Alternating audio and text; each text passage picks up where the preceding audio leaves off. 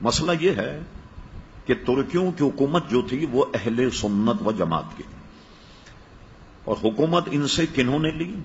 یہ آل سعود اور آل شیخ۔ آل سعود سے مراد یہ بادشاہ ہیں جو چل رہے ہیں، اور ٹیک اوور کرنے کے بعد انہوں نے اس کا نام ہی سعودی عرب اس لیے رکھا، اس کا نام سعود تھا جس نے حملہ کر کے مسلمان حکومت لی۔ آل شیخ جو ہیں یہ آل شیخ محمد بن عبد الوہاب کی اولاد، یہ آل شیخ کہلاتے۔ انہوں نے کیا کیا کہ حرم شریف پر حملہ کرنے سے پہلے ایک معاہدہ کیا۔ معاہدہ یہ ہوا کہ ہم مل کر کے کعبے پر اور مدینہ شریف پر حملہ کریں، جب ہماری حکومت بن جائے تو یہ ہمارا معاہدہ ہے کہ آل سعود تو ان کے ہاتھ بادشاہت ہوگی، حاکم یہ ہوں گے، اور آل شیخ جو ہیں ساری مذہبی معاملات کو یہ ڈیل کریں گے، ان کی قضات ہوگی، ان کے قاضی ہوں گے، امام ان کے ہوں گے، مدرسے ان کے ہوں گے، محدث ان کے ہوں گے، مفتی ان کے۔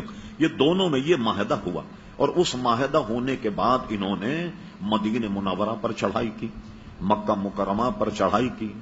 جو حضرات سعودی عرب میں کوئی بہت خاص عزیز ان کے رہتے ہیں اور ہوں باخبر، سعودی عرب نے چند سال پہلے اپنا 100 سالہ جشن منایا تھا، 100 سالہ جشن۔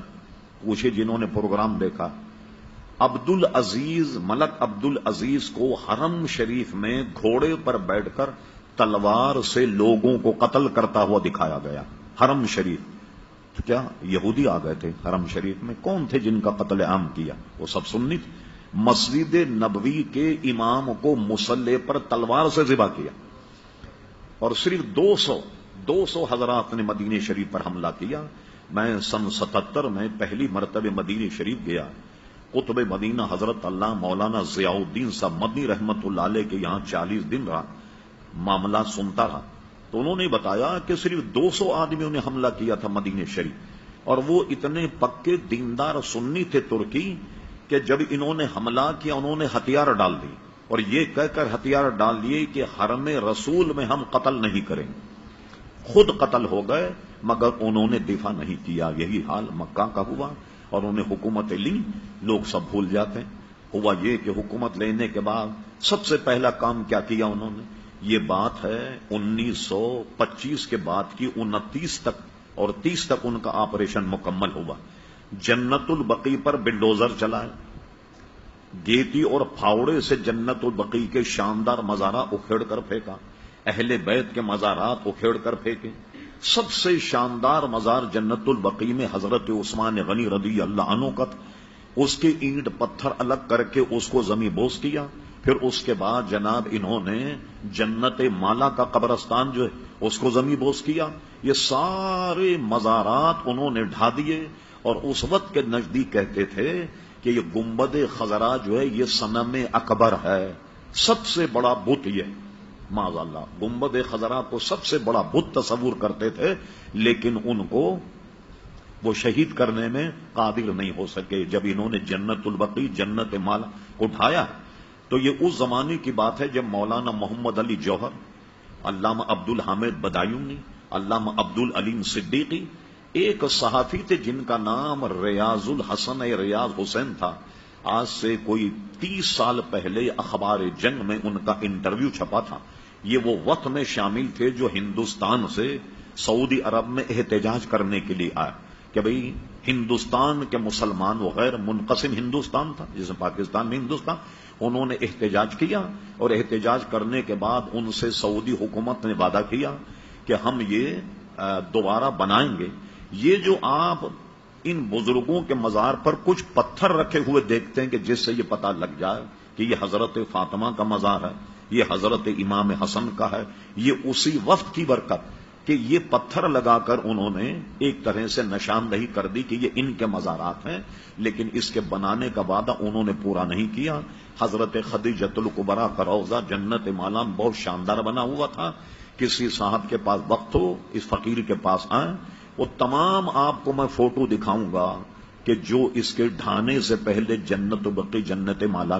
اب بتائیے ایسے حضرات جنہوں نے ہزاروں مسلمانوں کو تحقیق کیا، کعبے پر قبضہ کیا، مدینہ شریف پر قبضہ کیا، اب ہم لوگ کہتے ہیں سب بھول گئے، آپ ان کے پیچھے نماز کیوں نہیں پڑھتے؟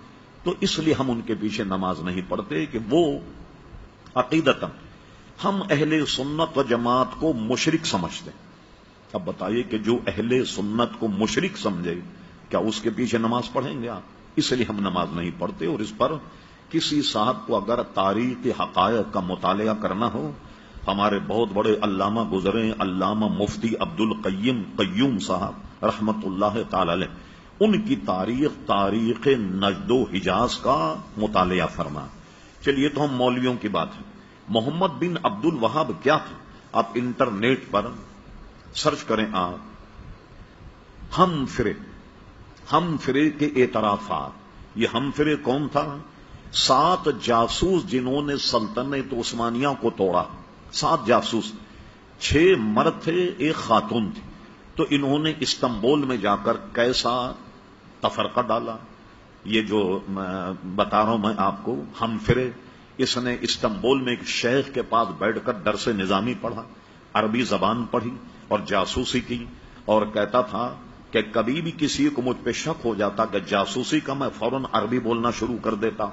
اس نے تو بالکل ننگا کر کے رکھ دیا محمد بن عبد الوہاب۔ یہ تو ایک غیر مسلم کتاب ہم فرے کے اعترافات کے نام سے، وہ عربی میں بھی چھپی ہے کویت سے، اور کیا کہتے ہیں لندن وغیرہ سے بھی وہ چھپی، جی لندن کے تو جاسوس ہی تھے۔